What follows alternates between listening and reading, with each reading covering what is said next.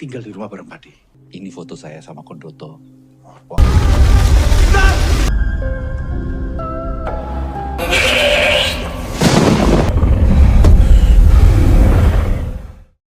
Balik lagi di cerita film ID. Kali ini kita akan bahas alur cerita film yang lagi viral, yaitu Janur Ireng. Merupakan prequel dari film Sewu Dina yang menceritakan perang santet antara keluarga Atmojo dan Kuncoro. Di film Janur Ireng ini semua akan terjawab dari santet itu berawal. Buat kalian yang pengen nonton alur film Sewu Dina, sudah aku bahas di video sebelumnya, silahkan scroll aja di channel ini.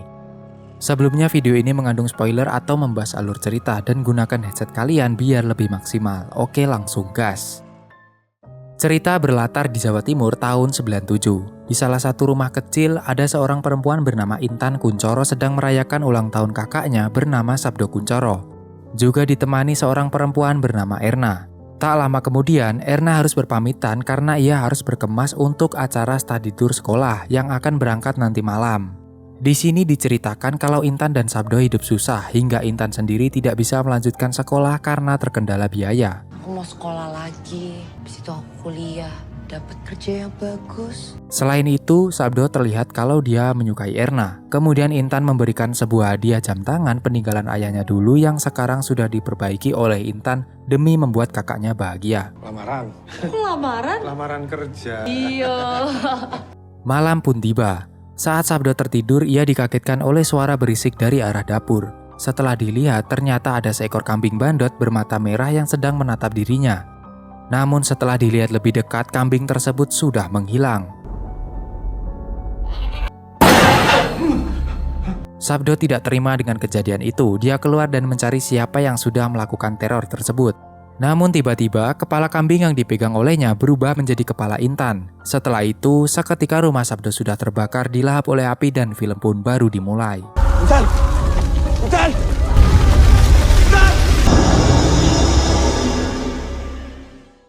Singkat cerita, diperlihatkan seorang pria bernama Arjo Kuncoro. Dia kesini ingin bertemu dengan Sabdo dan adiknya yang terlihat meratapi rumah mereka sudah habis terbakar karena kejadian semalam. Ternyata di sini Arjo adalah kakak dari ayahnya Sabdo yang sudah meninggal bernama Kondoto Kuncoro. Melihat kondisi mereka sekarang, Arjo menawarkan agar mereka tinggal di rumah keluarga besar Kuncoro. Di sana mereka akan hidup bersama Arjo dan bibinya bernama Lasmini. Gimana kalau ikut sama saya? Tinggal di rumah bareng Padi. Di sana nanti sama Padi, sama Bule. Kemudian Intan bilang kalau dia baru tahu bahwa ayahnya ternyata mempunyai saudara. Lantas kenapa dulu saat beliau sakit tidak meminta bantuan saja kepada Pak D. Arjo? Kemudian datanglah supir Arjo bernama Mas Sugi, bilang kalau pertemuan ini memanglah sudah takdir mereka di saat terkena musibah. Mereka bisa bertemu dengan Pak D. Arjo. Ya wes, kalau memang sudah siap, langsung aja ke mobil. Permisi.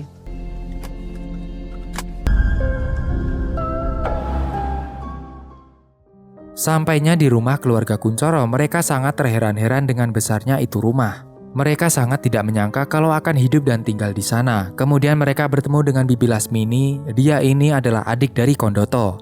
Bibi Lasmini menyambut dengan hangat kedatangan mereka dan menyuruh mereka untuk segera mandi dan makan bersama. Mandi, sudah siapkan baju. Setelah itu kita makan ya. Selesai mandi, Intan dikejutkan oleh kedatangan pembantu rumah yang membawakan sebuah baju untuk Intan pakai. Dengan alat makeup dan pakaian yang bagus, Intan sangat senang dengan hal itu. Kemudian di saat makan bersama, Pak D. Arjo menanyakan kondisi pendidikan Intan yang ternyata dia sudah putus sekolah karena terkendala biaya. Seketika itu Pak D. Arjo dan Bibi Lasmini menawarkan untuk mencari sekolah baru untuk Intan dan kalau urusan duit mereka tidak perlu bingung-bingung lagi. Intan yang mendengar hal itu dia sangat senang, kemudian dia teralihkan oleh foto ayahnya bersama keluarga besar Kuncoro. Dengan pujian dan candaan dari Lasmini kepada Sabdo, justru terlihat Arjo memandangi Intan dengan tatapan yang aneh. Malam harinya, Intan mengeluh karena takut tidur sendirian dan meminta Sabdo menemaninya. Namun Sabdo menolak hal itu dan seketika Intan dikagetkan oleh suara dari pembantu yang ternyata sedang mematikan semua lampu rumah.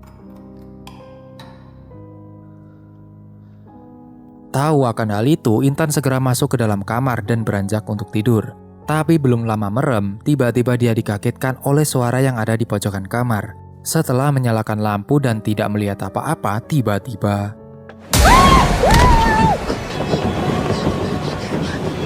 Intan ditarik oleh sosok makhluk mengerikan dan terlihat sosok tersebut berdiri di pojokan kamar. Karena kejadian tersebut, Intan meminta kakaknya untuk melihat ke dalam kamarnya dan tidak ditemukan siapa-siapa. Ya jelaslah namanya juga hantu, dan ujung-ujungnya mereka tidur bersama.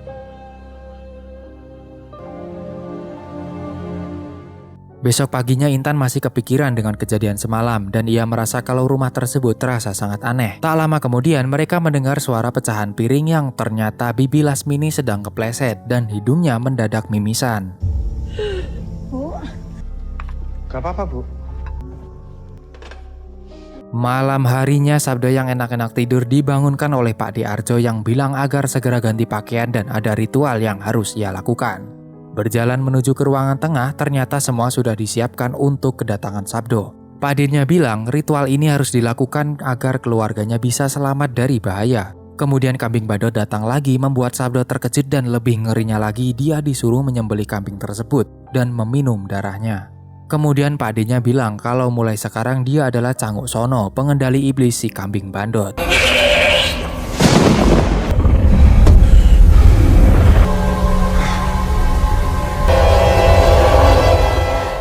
Pagi pun tiba, Sabdo terbangun dengan kondisi badan masih berlumuran dengan darah. Kemudian Sugi datang dan meminta Sabdo segera mandi dan bersiap diajak keluar oleh Pak D-nya. Selesai mandi, dia ikut senang melihat adiknya memakai pakaian seragam sekolah barunya. Tapi Intan. Temenan.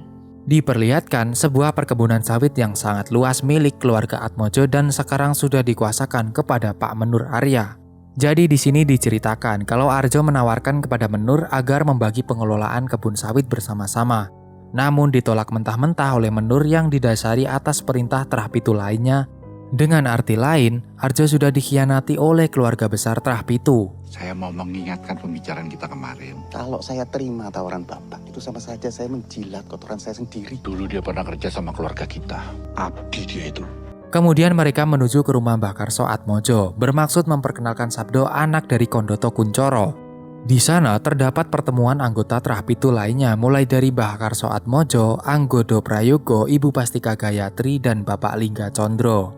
Di sana Arjo mengingatkan tentang penawaran tempo hari kepada keluarga lainnya. Kemudian Sabdo yang masih bingung dia bertanya kepada Sugi, dan Sugi menjelaskan kalau mereka semua adalah Trahpitu, pemilik usaha besar di berbagai daerah sekitar, dan ada kedua keluarga yang tidak datang karena sedang ada halangan. Tarsa Atmojo, ini Anggodo Prayogo, Ibu Pastika Gayatri, Bapak Lingga dari keluarga Condro. Malam pun tiba, Sabdo ditunggu oleh Pak D-nya yang terlihat sebuah ritual akan kembali dilakukan. Sabdo diminta menyembelih kambing badut lagi. Dengan rasa percaya dia lakukan hal tersebut dan keajaiban terjadi karena sudah disembelih si kambing badut masih hidup. Kemudian giliran tangan Sabdo yang disembelih dan darahnya dikucurkan bercampur dengan darah si kambing.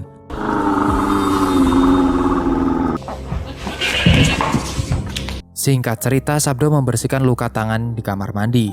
Namun dia dikagetkan oleh suara yang muncul dari dalam kamar mandi. Suara tersebut terdengar seperti teriakan orang yang kesakitan dan terdengar semakin jelas di kuping Sabdo. Seketika lampu mati dan tiba-tiba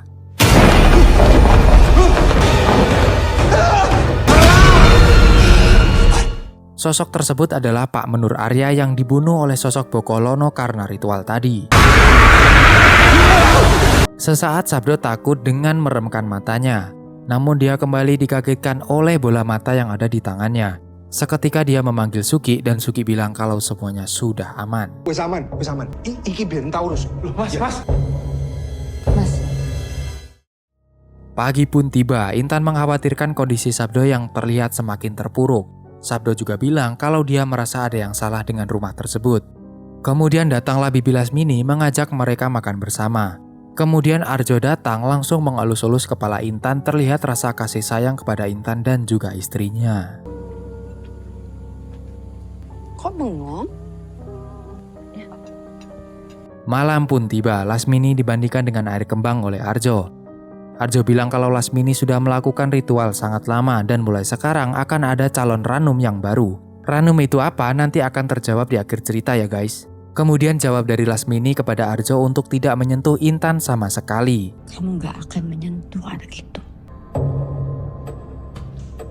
Beralih ke Intan yang sedang ngobrol santai dan mengucapkan terima kasih kepada salah satu pembantu di rumah karena sudah menemani Intan tidur beberapa hari kebelakangan ini. Kemudian dia teralihkan oleh sebuah tanda yang ada di tangan. Pembantu tersebut menjelaskan kalau semua yang bekerja bersama Kuncoro memiliki tanda tersebut sebagai bentuk anggota keluarganya. Keluarga Kuncoro punya tanda ini, Mbak. Kemudian Intan teralihkan oleh suara dari balik pintu besar yang mengarah ke ruang bawah tanah. Dengan rasa takut bercampur penasaran, dia mencoba turun dengan pelan-pelan. Alangkah terkejutnya, ternyata dia melihat Bibi Lasmini sedang diicelik sama sosok Bokolono di atas altar ritual. Mimin kirain manusia aja, ternyata setan pengen juga. Balik lagi ke cerita Intan yang melihat kejadian tersebut, dia langsung lari dan memanggil kakaknya.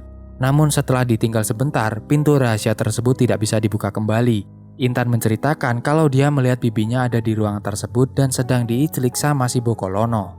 Seketika Sabdo teringat dengan sosok mengerikan dan dia memutuskan untuk pergi dari rumah tersebut saat itu juga.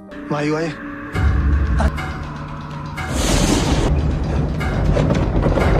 Tiba-tiba mereka justru bertemu Bibi Lasmini dan meminta agar mereka segera tidur karena mengingat malam semakin larut.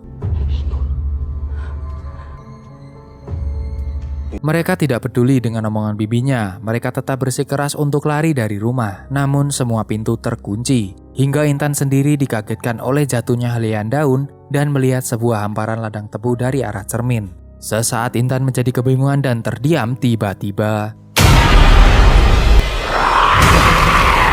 teriakan Intan membuat Sabdo panik dan setelah dilihat sesaat Intan hanya terdiam tidak sadarkan diri. Ternyata sosok mengerikan tadi sudah merasuki tubuh Intan dan berniat menyerang Sabdo. Intan yang semakin menjadi-jadi membuat Sabdo dan pembantu harus kewalahan menghadapinya. Hingga Masuki ikut membantu namun mereka semua terkurung di dalam sebuah ruangan.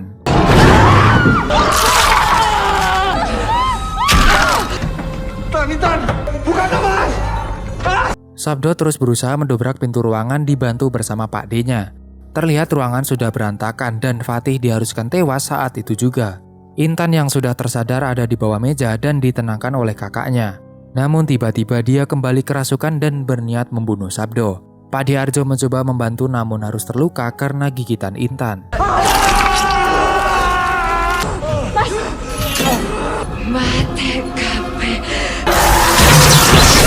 Sosok tersebut selalu mengincar Sabdo untuk dibunuh hingga Pak Diarjo dan Bibi Lasmini yang berniat menahan Intan, justru Lasmini harus ikut diserang dan kewalahan melawan Intan yang kesurupan.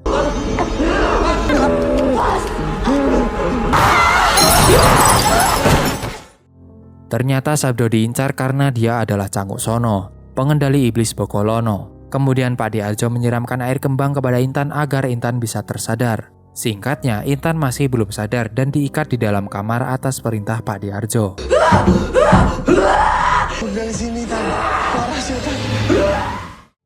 Kemudian diumumkan kepada seluruh anggota Kuncoro bahwa Lasmini sudah meninggal dunia karena kejadian semalam. Dan pagi ini akan diadakan upacara kematian untuknya. Jasadnya dibawa ke ruangan bawah tanah tempat ritual keluarga Kuncoro terhubung dengan sosok iblis ingon-ingonnya. Sabdo diberitahu bahwa selama ini Bibi Lasmini sudah menanggung beban berat sebagai Ranum, pelindung keluarga Kuncoro dari serangan ingon-ingon keluarga terapitu lain seperti kejadian tadi malam.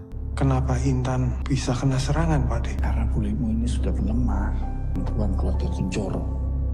Kemudian Sabdo kembali diminta untuk menyembelih kambing bandot dan kali ini darahnya disiramkan di atas kepala patung kambing dibarengi sama darah Sabdo. Seketika kambing bandot tersebut hidup kembali. Beralih ke Intan yang ada di sebuah hamparan ladang tebu yang luas, dia sangat kebingungan tidak tahu arah, hanya bisa mendengar suara Sabdo dan lainnya dari alam lain. Sesaat Intan terdiam, ada sosok iblis terbang mendekati Intan. Ternyata sosok tersebut adalah Sengar Turi.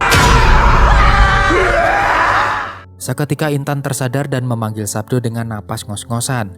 Dia menceritakan selama ini dia ada di ladang tebu hanya bisa mendengar suara Sabdo dan lainnya. Tanpa pikir panjang, Sabdo melepas semua ikatan Intan dan ternyata kesadaran Intan itu hanyalah tipu daya Sengar Turi agar bisa terlepas dan menyerang Sabdo. Namun saat itu juga datang sosok Bokolono membuat Sengar Turi ketakutan.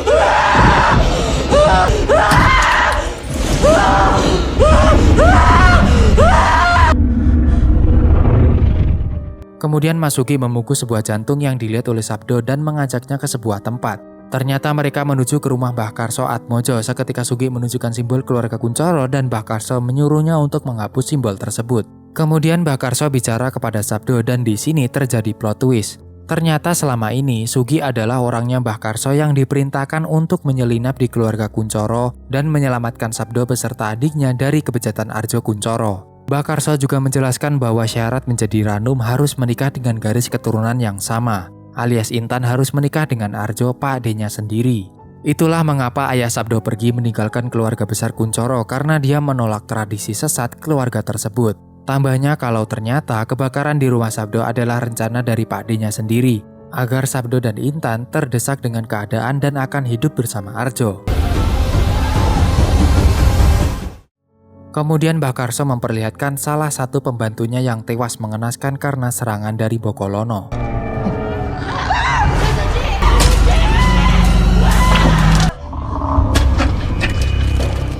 Mbah Karso memperlihatkan foto Menur Arya yang juga menjadi korban amukan Bokolono. Karena sebelumnya Menur Arya menolak tawaran dari Arjo dan Arjo tidak terima dengan hal itu. Dia memanfaatkan darah Sabdo sebagai canguk sono untuk mengendalikan Bokolono.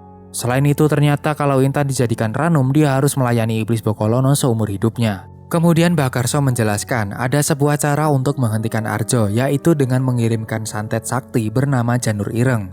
Dan hal tersebut membutuhkan darah Sabdo sebagai syaratnya. Namun Sabdo tidak memperdulikan dengan hal itu dan dia hanya ingin menyelamatkan adiknya. Aku nggak peduli urusan kamu sama Pak D. Sampainya di rumah ternyata perlengkapan pernikahan sudah mulai disiapkan. Sabdo masuk ke dalam kamar dan seketika langsung marah karena melihat adiknya sudah dihiasi dengan gaun pengantin.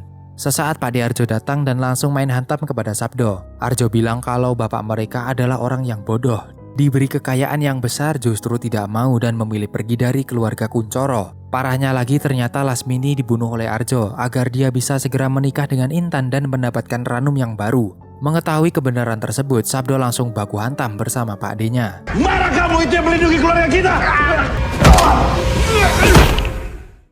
Kemudian diceritakan Mbah Karso menemui Ibu Pastika Gayatri untuk meminta darahnya dan meniatkan untuk mensantet Arjo menggunakan santet Janur Ireng. Karena syarat santet tersebut harus membutuhkan 4 anggota keluarga berbeda dari Trah Pitu. Kalau tidak lengkap, santet tersebut akan berbalik ke si pengirimnya.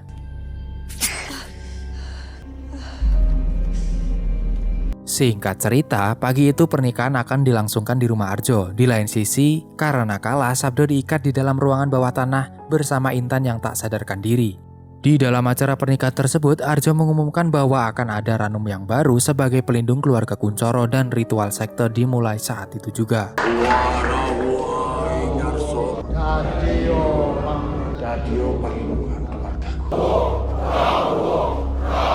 Beralih ke Sugi datang menemui Arjo dan meminta darahnya untuk melancarkan santet Janur Ireng kepada Arjo. Awalnya Sabdo ragu-ragu, namun setelah berpikir sejenak, dia menghantamkan kepalanya dan meneteskan darahnya di atas Janur Ireng yang sudah dibawa oleh Sugi.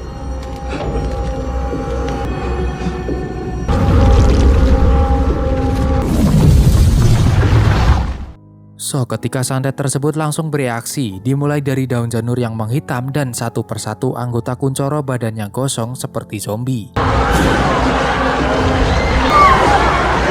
Janur Ireng!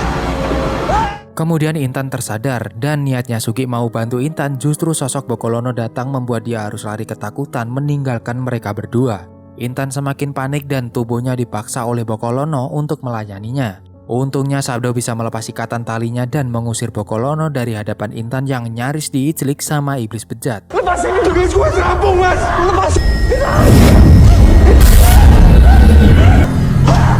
Kemudian mereka lari keluar dan melihat semua orang kesurupan menyakiti diri mereka sendiri. Saat akan keluar rumah, mereka bertemu dengan Arjo yang bilang bahwa kehidupan Sabdo akan lebih sengsara darinya dan Arjo harus berakhir saat itu juga.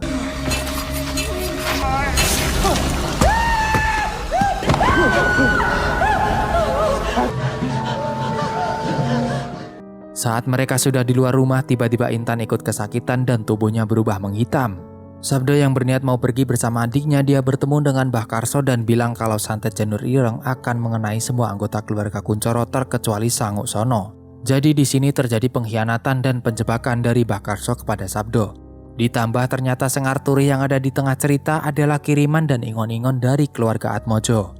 Kemudian karena tak kuat menahan sakit, Intan harus berakhir saat itu juga. Seketika Sabdo marah kepada Bakarso dan dia juga terluka di tangan Bakarso. Bisa membiarkan satu pun Kuncoro yang tersisa. Singkat cerita, ternyata Sabdo belum mati karena dia diselamatkan oleh Ibu Pastika Gayatri. Kemudian datanglah Erna dan dia menangis karena tahu kondisi Sabdo dan Intan sekarang. Ibu Pastika Gayatri bilang kepada Sabdo bahwa dia akan membantu membalaskan dendamnya kepada Bakarso dengan sebuah santet bernama Sewu Dino. Aku akan mengajarkanmu Sewu Dino. Singkat cerita, diperlihatkan cucu Bakarso bernama Delatmojo yang sedang tidur dikagetkan karena kejatuhan daun tebu dan mendengar suara dari luar kamarnya. Saat dilihat, awalnya tidak ada siapa-siapa. Namun sesaat sosok Sengarturi datang dan merasuki tubuh Dela. Dan cerita ini dilanjutkan di film berikutnya yaitu Sewu Dino.